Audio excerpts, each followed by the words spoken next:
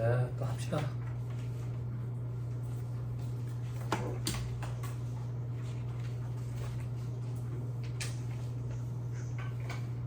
자, 이제 소득세 할 거예요.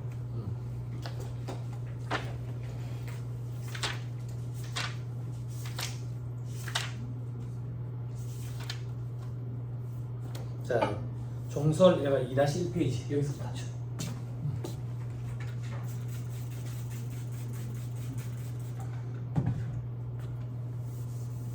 소득세는 단순 암기해야 되는 부분들이 제법 많아. 그래서 이해 위주로 하고 암기를 수반하는 형태의 공부를 선호하는 학생들은 법인세법이 차라리 수월하다고 얘기하는 학생들도 있고, 암기에 특화된 학생들이 있거든. 어릴 때부터 막 깜지 이런 거 쓰면서 아무 돌리고 필요 없어, 그냥 딸딸딸 암기하는 거지. 그런 친구들은 소득세법이 수월하다고 얘기를 한다. 뭐든 상관없어. 뭐든 상관없고 어떻게든 갖고 가면 돼. 본인이 성향이 어떤데 그건 이제 본인 스스로 판단하면 되고, 공부 방법이 어떤 게 좋을까요? 그것도 본인 스스로 판단하면 되고, 결론을 말씀드리면 갖고 가야 돼. 갖고 가야 돼. 자꾸 꼼수 부려가지고 부가가치 세법만 갖고 가고 기타 잡법 준비하고, 회계는 중급회계 상권 그리고 원가 회계만 준비하고, 이래 과랑 면하고 재정학 상법은 100점 가까이 받고 계속 떨어져. 2차에서 걱정 안 해도 돼. 그렇게 실력 없는 사람들은 떨어지니까 그런 꼼수 부리는 사람들한테 혹해가지고 그래 할 필요 없어. 자, 소득세 계획에 과세대상 소득 돼 있죠. 그죠? 종합소득세 이렇게 얘기하거든. 종합소득세라는 얘기는 뭔가 여러 개 있으니까 종합소득세라는 얘기를 하지. 그지? 그래서 소득세는 철저하게 열거주의 과세원칙이다. 법인세는 포괄주의 과세원칙이었지. 그지? 순자산이 증가하면 무조건 과세. 소득세법은 열거된 소득에 해당이 돼야지만 과세를 한다고. 해당 안 되면 과세 안 해. 그 열거된 소득에 어떤 것들이 있는데, 이자, 배당, 사업, 근로, 연금, 기타, 퇴직, 양도소득이다. 여기를 이렇게 구분한다고. 왜 구분하는데, 이자소득부터 기타소득까지는 매년 발생할 여지가 있거든. 근데 퇴직소득과 양도소득은 매년 발생할 여지가 좀 드물어.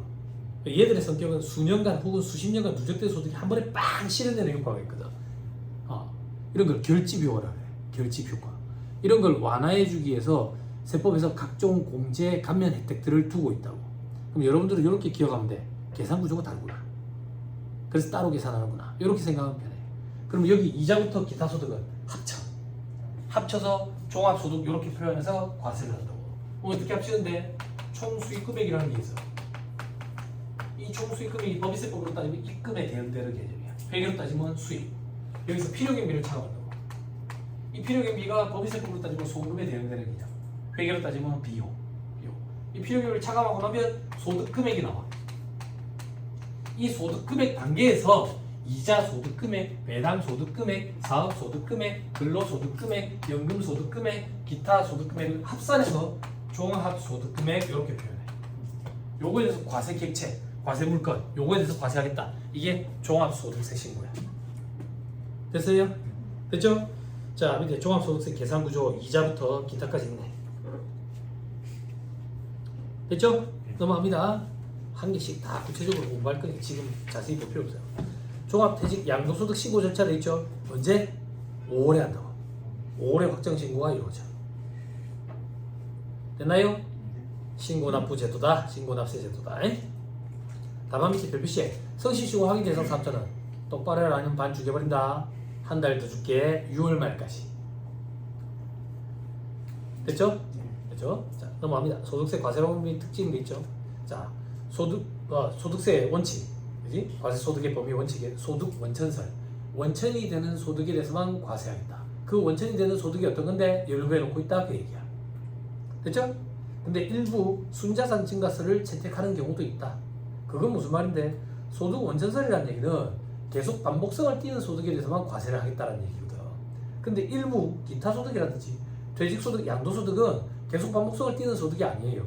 물론 양도소득 계속 반복성 띠면 참 좋겠지만, 그지? 그럴 일이 인생에는 없는 것 같아. 그지? 네, 이런 것들까지 과세를 하니까 부분적으로는 순자산 증가세도 채택하고 있구나. 이렇게도 볼 수 있다. 그 얘기야. 됐죠? 자 밑에 과세소득의 규정 방식은 열거주의 과세 방식. 근데 예외적으로 이자, 배당, 사업소득은 포괄주의 과세 방식에 입각해 있다. 자 이게 무슨 말인데 사업소득은 그냥 법인세 신고랑 똑같다고 생각하면 돼. 그래서 법인세법부터 먼저 하고 소득세법을 한다고. 소득세법의 사업소득 파트는 법인세랑 이런 차이가 있습니다 하고 넘어간다. 그럼 이자 배당 소득은 뭔데? 은행 등 금융기관에서 새로운 금융상품을 자꾸 개발하는 거야.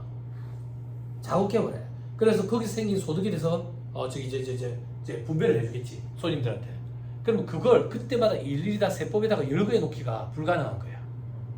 열거 못하면 과세 범위를 벗어나잖아. 그래서 이자 소득과 배당 소득은 나중에 공부해보면 알겠지만 맨 마지막에 조문에 기타 위와 유사한 성격의 소득이면 과세한다 이렇게 돼 있다. 열거는 해놓고 있지만 그거는 열거 일부만 열거해 놔는 거고 실질적으로는 본질적으로 이자에 해당한대. 본질적으로 배당에 해당한대. 그러면 이자 소득 배당 소득으로 과세를 하겠다. 그래서 유형별 포괄주의에 입각해 있다 이렇게 표현해. 유형별 포괄주의에 입각해 있다.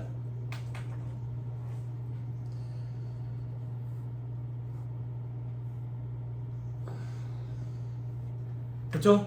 자, 다음 과세 단위는 개인 단위 과세 원칙이야. 개인 단위 과세 원칙이 뭔데요? 부부 단위로 합산하고 그러지 않아. 과거에는 부부 단위로 합산과 과세하는 규정이 있었는데 위헌의 여지가 있다 그래가지고 무조건 개개인별로야. 부부 단위로 합산하는 거 들어본 적 있는 것 같은데요. 1세대 1주택 비과세 규정을 적용할 때는 부부가 갖고 있는 주택을 합산해서 2주택이네? 그럼 1세대 1주택 비과세 혜택을 보는 거야. 그거 말고는 원칙적인 개인 단위 과세 원칙이라고. 물론 개인 단위 과세 원칙에 위배된다. 예외 규정도 있다. 조세 비목적에 공동 사업을 했을 때 합산 과세하는 규정이 있는데 소득세법 제일 마지막 부분 가면 한다. 그때 되나? 아무튼 개인 단위 과세 원칙이다. 개개인별로. 예외적으로 뭐 공동 사업 합산 과세 이런 게 있다더라. 밑에 과세 방법은 종합 과세한다.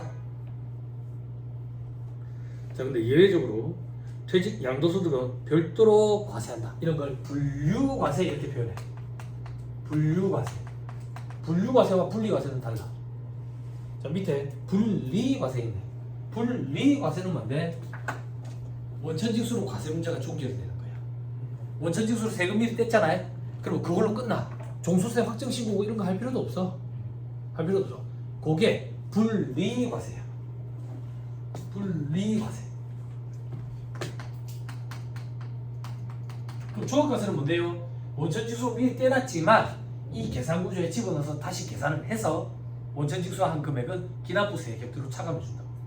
그게 종합과세. 됐죠? 종합과세, 분류과세, 분리과세.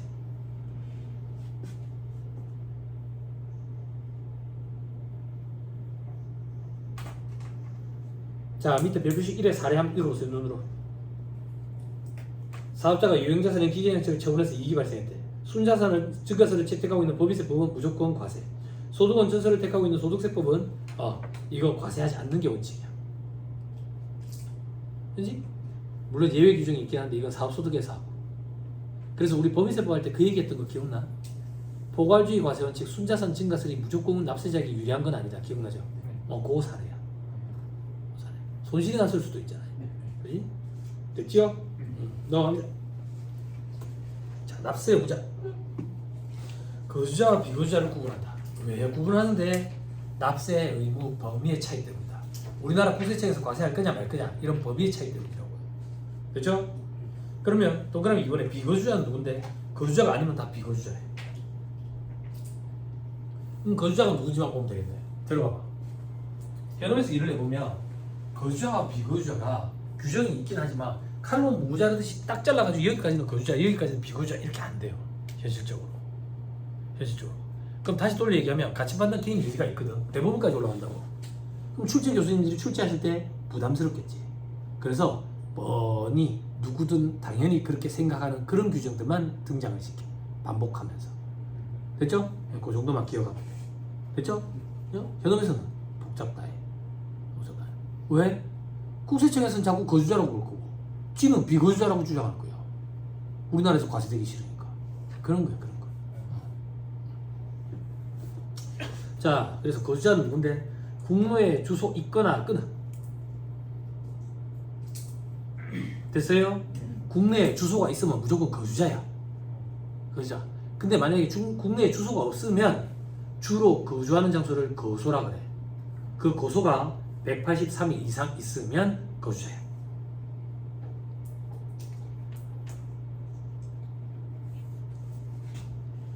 됐나요? 네. 저 밑에 별표시 2번. 거소는 주로 거주하는 장소. 동그라미 2번. 183일 이상 거소를 둔 걸로 보겠다. 거주자로 보겠다. 1과세 기간 동안 183일 이상인 경우 1과세 기간 위에다가 써. 2과세 기간 X. 근데 과거에는 2과세 기간에 183일이었어. 법이 개정이 됐어. 이것도 한 7, 8년 된 것 같네. 됐죠? 그래서 오답보기는 아직도 등장할 수 있으니까 잘 확인해야 돼. 그 밑에 뭐 개정이 됐죠? 그죠? 2026년 되면 봅시다. 됐죠? 안 올 수도 있잖아. 그지? 군생활하는 것처럼. 자, 위로 다시 올라가서 자, 거주자 비거주자 나누는 이유는 뭔데? 납세 의무 범위 차이 때문이다. 거주자는 국내뿐만 아니라 국외에서 벌어들인 모든 소득에 대해서도 우리나라에서 과세한다고. 됐죠? 그렇죠? 그런데 비거주자는 국내 원천 소득에 대해서만 과세한다.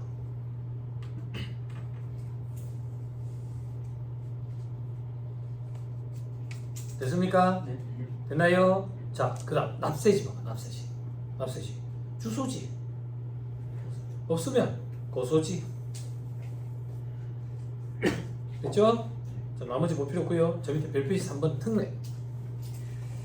단기 종료일 10년 전부터 국내 주소 고소를 둔 기간의 합계가 5년 이하인 단기 외국인 거주자는 국외 발생 소득의 경우에는 국내에서 지급되거나 국내로 송금된 소득만 과세한다. 이걸 단기 외국인 거주자 특례 이렇게 불러. 단기 외국인 거주자 특례 규정 이렇게 표현한다. 이건 어떤 거냐면 외국인을 외국에서 데리고 왔어. 왜 데리고 왔는데 이 사람 기술이 엄청나. 고급 인력이라고.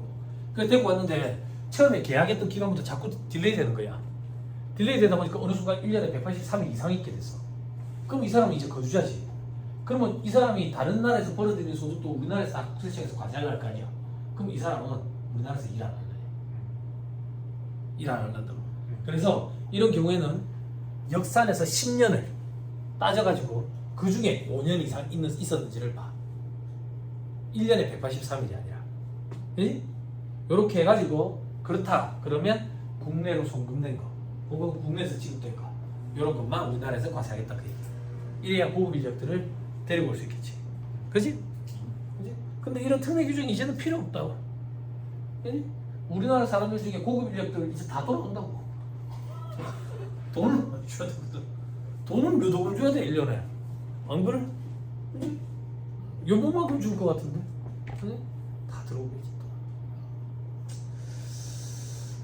또. 막 뭘 하면 이제 막 부작용도 있고 장단점도 있고 참 그런 것 같아요. 그죠? 다시. 나머지 목표 밑에 괄호 1번 거주자 비거주자 구분 사례. 이런 사례들은 확실한 거거든. 이런 거 위주로 시험에 등장한다. 같이 판단 게임 열수 있는 것도 시험에 등장 안 해. 됐죠? 자, 국내에 거주하는 개인이 계속해서 183일 이상, 그죠? 국내에 거주할 것을 필요로 하는 직업을 가졌대. 돈 벌러 온 거지. 그러면 거주하다 그 얘기야. 됐나요? 밑에 다만 다음 사항에 주의할 것. 국외에 근무하고 있는 우리나라 공무원, 거주자 내국법인의 국외에 있는 사업자 혹은 해외 현지 법인의 임직원을 파견을 보냈대. 이 사람들은 우리나라에서 과세할 거냐 그 나라에서 과세하게 냅둘 거냐 이거야. 우리나라에서 과세하겠다. 거주하러 오겠다 그 얘기야. 됐죠? 근데 괄호 안에 보면 너무 구석진 걸 냈어. 출제 교수님이. 내국법인이 100%를 직간접적으로 출제한 경우에 한한다 돼 있지. 이게 실제 기출될 때 80%로 기출된 적이 있어. 그럼 거주자가 아니구나. 너무 구석진 걸 내시더라고. 그럼 어디서 과세할 건데? 납세지. 우리나라에 안 살고 있는데 이때는 가족이 어디 살고 있는지 그 생활 근거지를 납세주로 하겠대. 됐죠? 그럼 반대로 한번 생각해봐. 외교 공관 우리나라에 들어와 있어. 외국인인데 공무원이라고. 혹은 외국 법인인데 국내에 파견돼 있는 임직원들인데 우리나라에서 거주자로 안 보겠지. 그래야지 서로 아고가 맞아떨어지잖아. 그지? 자, 밑에 동그라미 2번. 다음에 자는 국내에 주소가 있는지 여부. 국내 거주 기간에도 불구하고 무조건 비거주자라고 보면 돼. 어떤 사람인데 외교관, 주한 외교관, 한국에 와 있는 외국인 외교관, 그리고 가족들. 됐죠? 그리고 미군들, 가족들. 됐죠? 그죠? 그래서 우리 부가세법에서 공부했잖아. 이런 사람들한테 물건 팔고 우리 영세율 적용해주지. 그지? 달러 벌이 오는 거니까. 다음 페이지. 자, 가족 유무 및 직업 자산 상태에 따른 구분되어 있죠. 국내에 거주하는 개인이 국내 생계를 같이 하는 가족이 있고 그 직업 및 자산 상태에 비추어서 계속해서 183일 이상 국내에 거주할 것으로 인정된대. 그러면 국내에 주소가 있는 거니까 우리나라에서 거주하겠다 그 얘기. 동그라미 2번. 국외에 거주 또는 근무하는 자가 외국 국적을 가졌거나 외국 법령에 의해서 그 외국의 영주권을 얻은 자로서 국내에 생계를 같이 하는 가족이 없고 그 직업이나 자산 상태 등에 비추어 다시 입국해서 주로 국내에 거주하리라고 인정이 안 된대. 잠깐 온 거야 우리나라에. 네? 비거주자다 그 얘기야. 됐죠? 그거 가지고 밑에 사례 하나 더 볼게. 외항 3박 항공기 승무원이래. 아시아나항공 승무원인데 저기 미국 바운드만 왔다 갔다 한대. 그래서 미국에 체류하는 기간이 더 긴 거야 우리나라에 체류하는 것보다. 그럼 비거주자로 볼 거냐고. 저 가족이 보니까 우리나라에 살고 있대. 우리나라에서 과세하겠다 그 얘기야. 반대로 아메리칸 에어라인 비행기를 타는 승무원인데 거의 우리나라에서 살아. 그것만 타다 보니까. 그렇지만 가족은 그 미국에 있어. 비거주자로 보겠다 그 얘기. 안 어렵죠?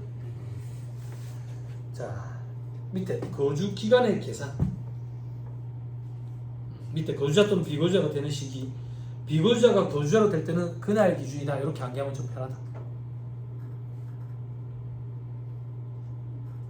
거주자가 비거주자로 될 때는 다음날 기준이다.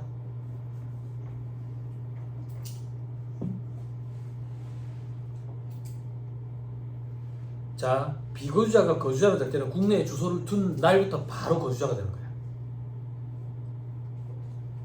혹은 동그라미 이번에 주소를 가지거나 주소가 있는 것을 보는 사유가 발생하는 날부터 바로 거주자가 돼. 국내에 거주를 둔 기간이 1년에 183일 이상이 되는 날부터 바로 거주자야. 근데 오른쪽에 거주자가 비거주자로 될 때는 이민이라고 생각하면 돼. 거주자가 주소 또는 거소의 국외 이전을 위해서 출국하는 날의 다음 날부터 비거주자야. 됐죠? 동그라미 2번도 여러분들이 보시면 돼요.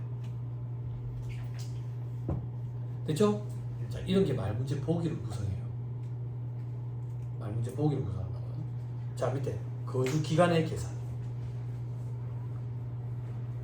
국내에 거소를 둔 기간은 입국하는 날의 다음 날부터 거소를 둔 걸로 본다.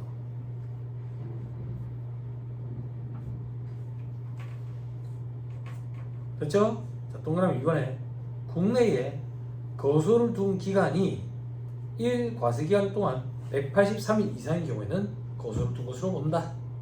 거주하다 그 얘기야.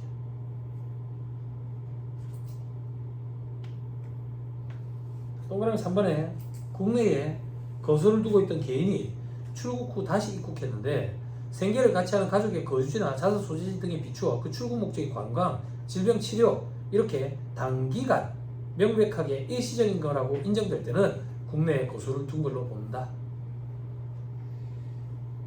국내에 거소를 두고 있다가 명절 때 저 나라 갔다 왔어. 혹은 아파가지고 치료받으려고 저 나라 갔다 왔다고. 그것도 국내에 거소를 둔 기간에 합산하겠다 그 얘기야. 명백하게 일시적으로 갔다 온 거니까. 그럼 반대로 동그라미 4번. 이제 재외동포가 우리나라에 들어왔는데 관광 목적 혹은 치료 목적으로 단기간 들어왔대. 그러면 거소를 둔 기간에 포함시키면 안 되겠지.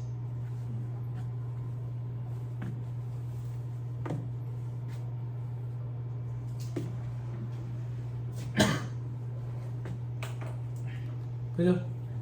그죠?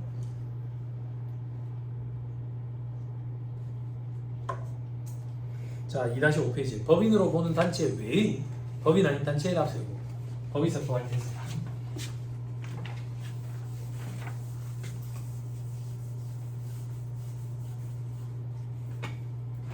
이거다. 국수기본법에 따라서 인격을 부여한다고. 법인격을 부여했대. 그 법인이야. 법인의 법을 적용한다고. 그리고 자연인은 소득세 법을 적용합니다. 근데 법인 아닌 단체가 있어. 재단사다 이런 거. 이거는 국세기본법에 의해서 당연 법인으로 보는 단체가 있어. 법인세법 적용받겠지. 이 단체를 법인으로 보는 법인 아닌 단체 이렇게 표현한다고. 그럼 반대로 법인으로 보지 아니하는 법인 아닌 단체는 소득세법을 적용합니다. 1거주자로 본다든지 혹은 공동사업으로 가.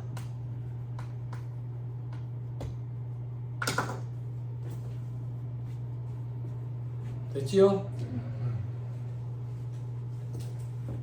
자, 국내 주사무소 또는 사업의 실제 관리 장소를 둔 경우에는 1거주자로, 그 밖의 경우에는 1비거주자로 본다더라. 밑에 예외로 이익이 분배된대.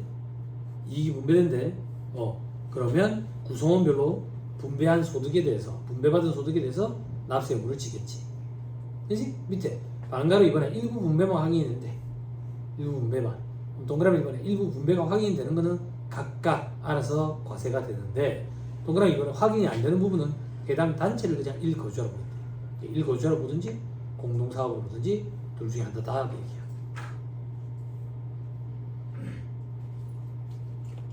됐죠? 이런 것들이 말문제 보기를 구성합니다. 시험에 넘어갑니다. 그게 다음 페이지 정리에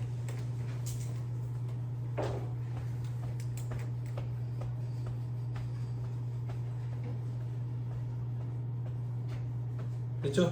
자, 밑에 3번에 특수한 경우에 납세 의무 돼 있죠. 공동사업 합산과세는 저 뒤에가 산다. 상속 비상속인의 소득금액에 대해서 과세하는 경우 그 소득세에 대하여 상속인이 납세 의무를 진다. 자, 이건 무슨 말인데, 할아버지랑 저랑 둘이서 살다가 할아버지 돌아가셨다. 그래, 할아버지 재산을 내가 상속을 받았어. 그럼 피를 흘리면서 돌아가신 할아버지 비상속인, 나는 상속인. 근데 할아버지가 장사를 했었대. 사업소득자였대. 근데 종소득 신고를 안 하고 돌아가신 거야. 어떻게 깨워 할아버지가? 내가 신고를 한다고. 할아버지 소득세 신고를. 근데 그 소득은 내 소득이 아니지. 내 소득이랑 합산하면 안 돼. 납세 의무만 내가 승계받아서 대신 납부하는 거예요. 됐죠? 증여를 통한 우회 양도는 양도소득세 계산 파트에서 합니다. 자, 분리과세 소득.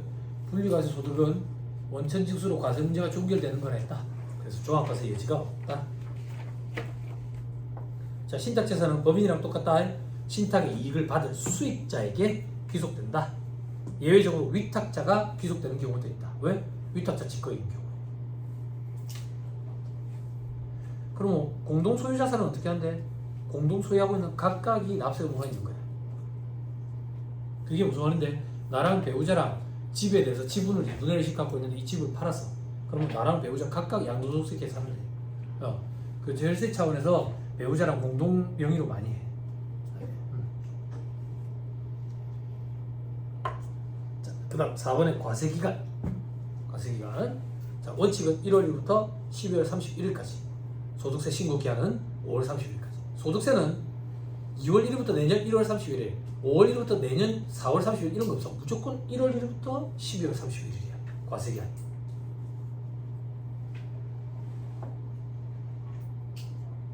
됐죠? 자, 밑에 예외적으로 사망일 때. 그럼 과세기간은 1월 1일부터 사망일까지겠지.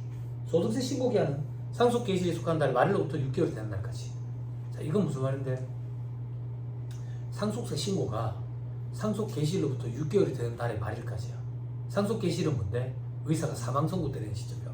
만약에 오늘 사망했으면 지금 9월이죠. 10월, 11월, 12월, 1월, 2월, 3월 말까지 상속세 신고 납부를 해야 돼. 됐어요? 그때 소득세 신고도 같이 해라 그 얘기야.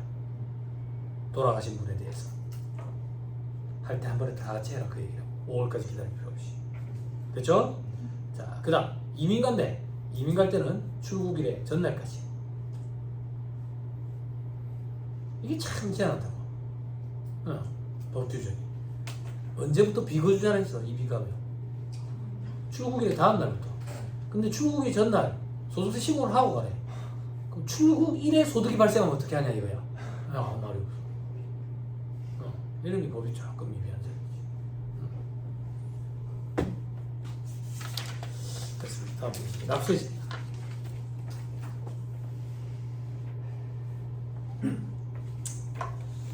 자, 나머지 볼표 없고요. 밑에 납세지 지정.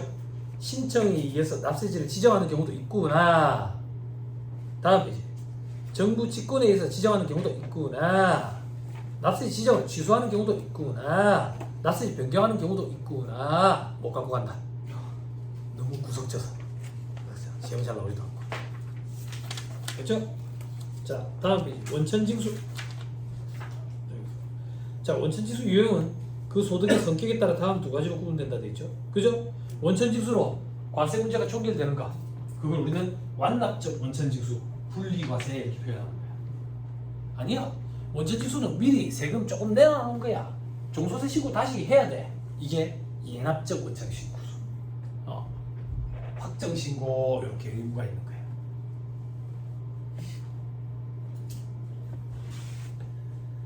됐죠? 됐죠? 이 정도 할까요? 이 정도 합시다. 우리가 한 2주 공백이 있거든. 2주 공백이 있는데 그때 그만 한 큐에 쭉 해버립시다. 금융소득부터.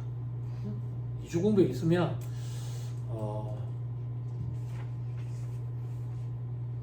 믿지 않거든요. 저는 여러분들을 믿지 않거든요. 왜? 넌 나를 믿냐? 또 똑같이 뭐 안 믿거든요. 복습 안 해올 것 같고. 그죠? 예, 그때 되면 도리어 2번, 3번 얘기해야 되니까 그만 여기서 끊읍시다. 끊고 다음 시간에 오시면 금융소득부터 쭉 갈아서 하는 걸로 그래 하시죠. 다음 여기서부터 얘기 좀 해줘. 자, 여러분 강의 듣느라 고생 많았습니다. 수고하셨습니다.